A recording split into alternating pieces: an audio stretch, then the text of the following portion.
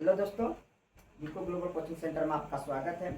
आज का टॉपिक है करंट अफेयर 2026, मतलब करंट अफेयर से संबंधित जो क्वेश्चन चलाते थे।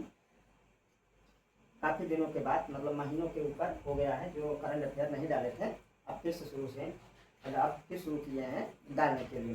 ठीक है, चलते हैं। ज़्यादा बकवास न करने से अच्छा डायरेक्ट टॉपिक पे आते हैं और एक एक करके सारे करंट अफेयर संबंधित जितने न्यूज हैं हम उसको बताने का प्रयास करते हैं। ठीक है, सबसे पहला क्वेश्चन जो डाले हैं, 2026 की सबसे मजबूत वीजा पासपोर्ट रैंकिंग में कौन सा देश है। ठीक है, इसमें 2026 मतलब हर साल वीजा पासपोर्ट, वीजा मतलब किसी भी देश में यात्रा करने के लिए या घूमने के लिए जो पासपोर्ट बनता है उसी को वीजा पासपोर्ट कहते हैं। तो इसमें कह रहा है कि 2026 की सबसे मजबूत वीजा पासपोर्ट रैंकिंग में कौन सा देश है। तो इसका मतलब ये जो मजबूत कमजोर, ये क्या मतलब, हर देश में बहुत लोग सोचते हैं कि वीजा तो बनना ही बनना है, किसी दूसरे देश में जाना तो वीजा पासपोर्ट बनवाना ही है। हाँ, बनवाना पड़ता है, लेकिन कुछ देश अपने आप को इतना ओहदा, इतना स्ट्रांग, इतना मजबूत रखते हैं, अगर आप उस देश के नागरिक होंगे तो आप किसी भी देश में बिना वीजा पासपोर्ट मतलब फ्री वीजा पासपोर्ट घूम सकते हैं। ठीक है, तो ऐसे स्थितियों में ऐसे देशों को वीजा मतलब मजबूत वीजा पासपोर्ट कहा जाता है। तो वह देश 2026 की सबसे मजबूत वीजा पासपोर्ट रैंकिंग में कौन सा देश है? सिंगापुर है दोस्तों। ठीक है, सिंगापुर ही ऐसा, मतलब इस साल जो 2026 में, इसके बाद जापान था, इस बार सिंगापुर हो गया है। ठीक है, तो इसमें अगर पूछेंगे वीजा पासपोर्ट रैंकिंग में किसी भी देश का कैसे कर, मतलब जानेंगे कि क्या कारण है कि उस देश का वीजा पासपोर्ट मजबूत है। ठीक है, तो क्या क्या होना चाहिए, किसी भी देश की आर्थिक स्थिति कैसी है, किसी भी देश की वीजा पासपोर्ट में जो देखा जाता है लक्षण, जो कारण होता है, उसमें वो चीज़ें डाली जाती हैं, मतलब उस देश की आर्थिक स्थिति कैसी, इकोनॉमिक स्ट्रांगली कैसी है, मजबूत है, कमजोर है, और दूसरी देश, उस देश का दूसरे देशों से संबंध कैसा है, तालमेल कैसा, रिलेशन कैसा है, अच्छा है, खराब है, ये देखा जाता है। और दूसरे देशों में क्या देखा जाता है कि अगर मान लीजिए, अगर जिस देश का वीजा पासपोर्ट है, अगर किसी और दूसरे देश का अगर घूमने के लिए उस देश में गया, वहाँ का सुरक्षा व्यवस्था, कानून व्यवस्था कैसी है, उसे किसी तरह, हर तरह से सुविधा मिल रही है कि नहीं, अगर कहीं घूम रहा है उसे कुछ कोई प्रॉब्लम क्रिएट हो गया, हाँ, उसे कहीं मारा जा रहा, तो ऐसे देश में घूमना मतलब मुश्किल होता है। तो उस देश में सुरक्षा व्यवस्था, और अगर मान लीजिए कभी बाई चांस कुछ हो गया, किसी भी देश में कुछ हो गया सुरक्षा के कारणों से, तो अगर वो व्यक्ति जो घूमने गया है किसी नज़दीकी पुलिस थाने में जाके अपना रिपोर्ट दायर कराता है, केस दर्ज कराता है, तो उसमें त्वरित रूप से, तुरंत तत्काल रूप से अगर पुलिस कार्रवाई करती, तो उस स्थिति में वहाँ की कानून व्यवस्था स्ट्रांगली, भैया कोई भी बाहरी आदमी अगर घूमने इस देश में आता है, वहाँ पे कानून उसके लिए एकदम तत्पर रहती है, हमेशा उसका समस्याओं को सॉल्व हल करने के लिए एकदम तैयार रहती है। तो ऐसे देशों की वीजा पासपोर्ट एकदम मजबूत रखी जाती है कि हाँ भैया, जब ये अपने देश दूसरे देशों के लिए नागरिकों के सुरक्षा और कानून व्यवस्था अच्छा रख रहा है, और वहाँ का आर्थिक स्थिति भी है, और दूसरे देशों से रिलेशन भी है, और दूसरी चीज़ें ये देखते हैं कि वहाँ के लोग इमिग्रेशन के पात्र कितना है, विश्वास कितना है, भरोसा कितना, जब कहीं कोई उस देश के नागरिक किसी दूसरे देश में जाते हैं, वहाँ के उसका व्यवहार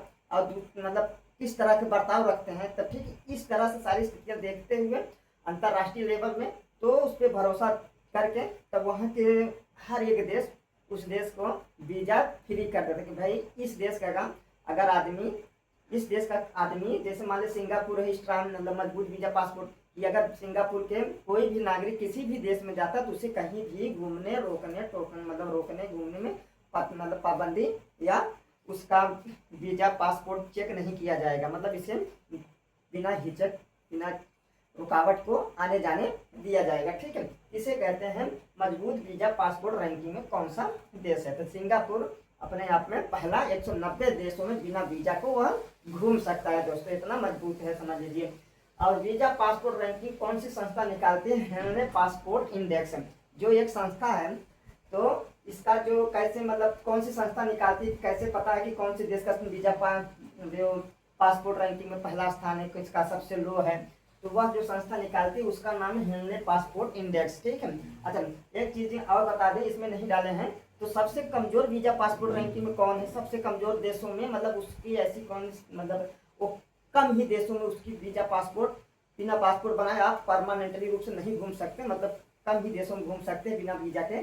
वह है सबसे कमजोर वीजा पासपोर्ट रैंकिंग में, वह है भारत के पड़ोसी देश अफगानिस्तान। ठीक है, तो कमजोर स्थिति है, आर्थिक स्थिति कमजोर है, और वहाँ के युद्ध स्थिति हालात बुरा है, राजनीतिक अस्थिरता है, बहुत तमाम ऐसे सुरक्षा व्यवस्था नहीं है, कानून व्यवस्था नहीं है। तो जैसे इन सब चीज़ों को देखते हुए वहाँ के देश के कमजोर वीजा पासपोर्ट माना जाता है। ठीक है, तो भारत का वीजा पासपोर्ट सूची में कौन सा स्थान है? 80वें स्थान पर है, 80वें स्थान पर आता है। भारत उतना मजबूती रूप से नहीं, स्ट्रांगली नहीं है, मतलब समझ लीजिए 55-60 देशों के वीजा राइवल फिल्म कराता है। ठीक है, इतना समझ लीजिए, भारत की स्थिति भी नहीं सही है। गुजरात के किस विश्वविद्यालय में पीएम मोदी और आरएसएस के इतिहास के बारे में पढ़ाया जाएगा? ठीक है, फिर से सुन लीजिए क्वेश्चन नंबर 4। क्वेश्चन नंबर 4 में गुजरात के किस विश्वविद्यालय में पीएम मोदी और आरएसएस के इतिहास के बारे में पढ़ाया जाएगा? महाराज, जो विश्वविद्यालय का नाम है महाराज सयाजी राय विश्वविद्यालय, समझ गए।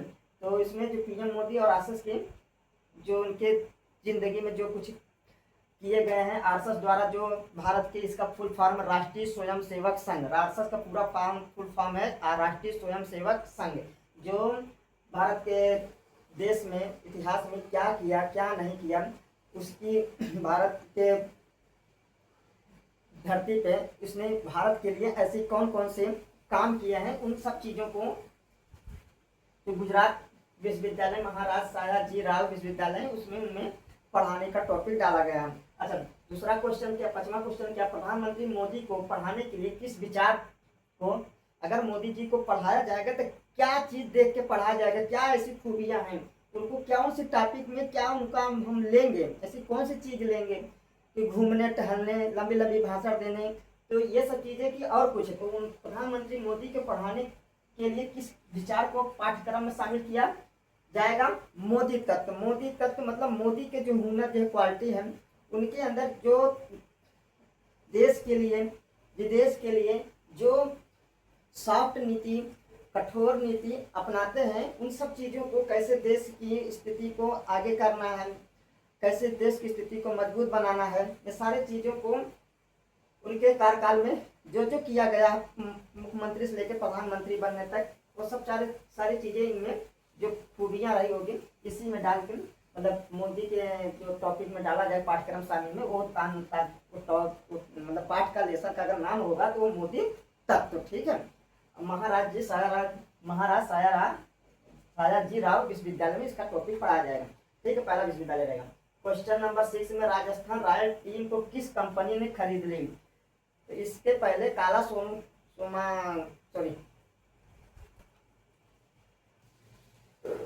इसके पहले जो था राजस्थान रॉयल टीम को किस कंपनी ने खरीद, तमिल मतलब मित्तल परिवार और आदात पुणेवाल ने खरीदा। इसके पहले जो राजस्थान रॉयल टीम को खरीदे थे वो कार्ल सोमानी ने खरीदा था। तो उन्होंने पैसे की पूर्ति न कर पाने के कारण, तो जिसके कारण उनको ये मतलब खरीदारी रद्द कर दिया गया। तो आगे चल के जो मित्तल परिवार और आदात पुणेवाल ने इस राजस्थान रॉयल टीम को 15,000 करोड़ से ऊपर खरीद लिया। ठीक है, अब आगे चलते हैं। भारत ने किस सागर में तिरंगा फहराने में विश्व रिकॉर्ड बनाया? ठीक है, भारत ने किस सागर में, सागर में तिरंगा फहराने में विश्व रिकॉर्ड बना? अंडमान सागर, जो अंडमान निकोबार द्वीप में एक बगल में ही सागर है अंडमान सागर, जो स्वराज द्वीप है उसी के बगल में ही अंडमान सागर है, जहां भारत के लोगों ने काफी गहराई में जाकर तिरंगा फहराने का विश्व रिकॉर्ड बनाया। ठीक है, और 8वां क्वेश्चन, किस वायरस के कारण luxury cruise ship MV Hondius में बैठे यात्री संक्रमित हो गए? ठीक है, यहाँ पे किस वायरस के कारण luxury cruise ship MV Hondius में बैठे यात्री संक्रमित हो गए? तो hanta virus. Luxury cruise ship MV Hondius में बैठे यात्री संक्रमित हो गए, वह हंता वायरस। देखिए सूक्ष्म जीवों में अगर बात किया जाए तो वायरस, बैक्टीरिया, प्रोटोजोआ और क्या कहते हैं फंगस, ये माइक्रो ऑर्गेनिक के रूप में आते हैं जो खुली नंगी आंखों से न देखिए तमाम प्रकार के हमको शरीर के मानो किसी भी जीव के लिए, चाहे एनिमल हो चाहे इंसान हो, सारे जीवों के लिए वायरस, बैक्टीरिया और फंगस, प्रोटोजोआ ये बीमारियां फैलाते हैं। तो उसमें जो सूक्ष्म जीवों में जो एक वायरस है उसका नाम हंता वायरस, और जो एक बहुत बड़ी समुद्र पानी वाली जहाज जिसमें लग्जीरियस मतलब ऐसे यात्री लेके वह कई मंजिला के रहते हैं, तो उसमें कई महीनों के लिए वह यात्रा पे निकलते हैं। तो उसमें क्या होता है, बहुत शौक मतलब शौक ऐसो आराम की ज़िंदगी, मतलब जिसके पास बहुत पैसा रहता है घूमने टहलने के लिए, तो ऐसे लग्जरियस क्रूज शिप समुद्री यात्रा में निकलते हैं। ठीक है, तो जो लग्जरियस क्रूज शिप का नाम था एमवी होंडियस था। ठीक है, तो उसी होंडियस में बैठे यात्री को संक्रमित हंता नामक वायरस हो गया, जिसको हुआ था वो मारे गए, मतलब मर गए। तो जिसके कारण वह एकदम एक WHO के अनुसार यह एक मतलब बहुत खतरनाक वायरस में गिना जाता है।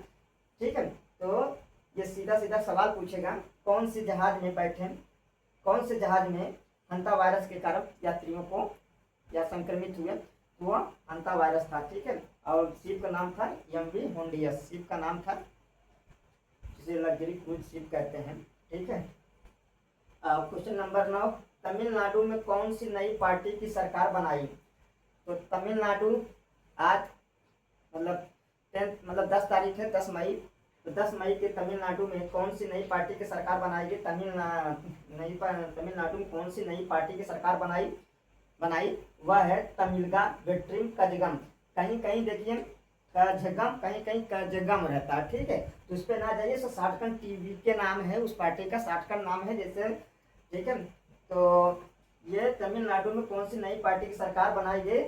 तमिलगा वेट्री कजगम। ठीक है, इसके पहले DMK की पार्टी की सरकार रहती थी, जिससे MK स्टालिन थे मुख्यमंत्री वहाँ के। ठीक है, अच्छा जब बने तो इस पार्टी के तमिलगा वेट्री कजगम के तो मुख्यमंत्री कौन बने? तो TVK पार्टी के संस्थापक कौन है? चंद्रशेखर जोसफ विजय। ठीक है, इन्हीं को विजय थलपति कहते हैं। ठीक है, इनका पूरा नाम है चंद्रशेखर जोसफ विजय। ठीक है, जो विजय थलपति जो साउथ इंडियन का एक्टर, जो मतलब मूवी में काम करते हैं, फिल्मों में काम करते हैं, अभिनेता से नेता बन गए, मतलब अपने देश के और तमिलनाडु राज्य के नए मुख्यमंत्री के रूप में शपथ लिए। ठीक है, 10 मई को। तो यही TVK पार्टी के जो जिस पार्टी के मुख्यमंत्री थे उनका नाम, वो पार्टी का नाम है TVK। ठीक है, जो चंद्रशेखर जोसफ विजय ही TVK पार्टी के संस्थापक जन्मधार कहलाए। ठीक है, आगे चलते हैं। पश्चिम बंगाल में किस पार्टी की सरकार बनी? पश्चिम बंगाल में भारतीय जनता पार्टी BJP की सरकार बनी, जिसके मुख्यमंत्री बने शुभेंदु अधिकारी। ठीक है, भारतीय जनता पार्टी यहाँ पे पहले तृणमूल कांग्रेस पार्टी TMC रहती थी, जो ममता बनर्जी थी, अब वो वहाँ से हार गई, तो भारतीय जनता पार्टी वहाँ के बहुमत सरकार सिद्ध करके अब वहाँ के जो भारतीय जनता पार्टी के सरकार बनेगी, जिसके मुख्यमंत्री शुभेंदु अधिकारी, तमिलनाडु के मुख्यमंत्री चंद्रशेखर जोसफ विजय ही रहेंगे। ठीक है, जिस पार्टी के संस्थापक हैं वही उन पार्टी के मुख्यमंत्री, तमिलनाडु मतलब मुख्यमंत्री कौन रहेंगे? चंद्रशेखर जोसफ विजय मतलब विजय। ठीक है, विजय थलपति, जहाँ वहाँ दक्षिण भारत के एक मतलब मूवी एक्टर है। ठीक है, अभिनेता के काम करते थे, पिक्चरों में काम करते थे, अब ये एक देश के एक राज्य के मुख्यमंत्री बन चुके हैं। ठीक, तो आज के लिए दोस्तों इतना ही टॉपिक है करंट अफेयर से। करंट अफेयर से ऐसे क्वेश्चन ढूंढ के निकाल के लाते रहेंगे और ऐसे अच्छे बना के। ठीक है, जय हिंद दोस्तों।